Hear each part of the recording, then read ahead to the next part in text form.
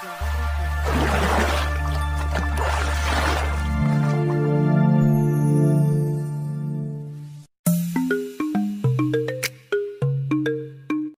Guys দেখতে পাচ্ছ একদম সকালবেলা, কিন্তু এটা মানে একদম ভোরবেলা।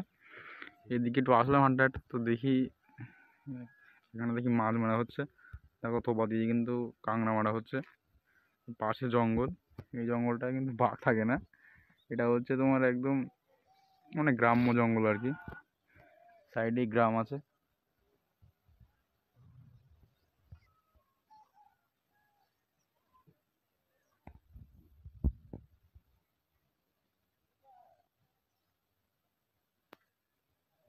মাছ মারা চলছে, কাকিমা কিন্তু ওখানে কিন্তু মাছ মারছে, ওটা থোপা দিয়ে কিন্তু কাঁকড়া মারা হচ্ছে, মানে একটু দড়ির গায়ে কাঁকড়ার খাবার দিয়ে।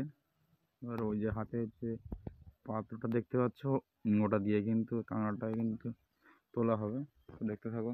এই যে দেখো, এই যে লাঠির মাথায় কিন্তু একটা এই কাঁকড়া মারার কিন্তু একটা নতুন একটা পদ্ধতি বসি আছে মারানোর জন্য। দেখো ওখানে কেউ কিন্তু মাছ মারছে, আর দেখো বাচ্চারা কিন্তু পড়তে আসছে কোচিংয়ে। এর পাশে হচ্ছে coaching centre, Rotary visionary public school, এটা দেখতে পাচ্ছ। তো গাইস এইখানে দেখো আর একটা কিন্তু জালতি পাতা আছে, মানে এই থোপা কিন্তু এখানে একটা পাতা আছে। দেখো এখানে মাছ হচ্ছে, দেখো বসির মধ্যে ওই দেখো টান দিচ্ছে কিন্তু, মানে কাঁকড়াতে হয়তো টান দিচ্ছে বা মাছে গায়ে। এগুলো কিন্তু সকালবেলা কিন্তু মাছ মারা হয় কিন্তু এইভাবে, বুঝলে। এটা হচ্ছে আমাদের সুন্দরবনের মানুষের একটা পদ্ধতি আর কি, মানে কাঁকড়া মারা থোপা দিয়ে।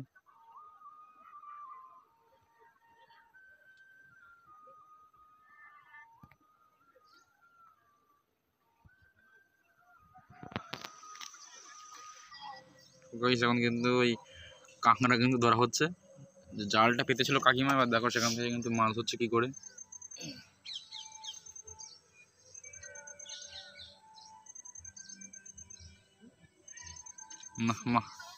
মাছ পাওয়া যায়নি,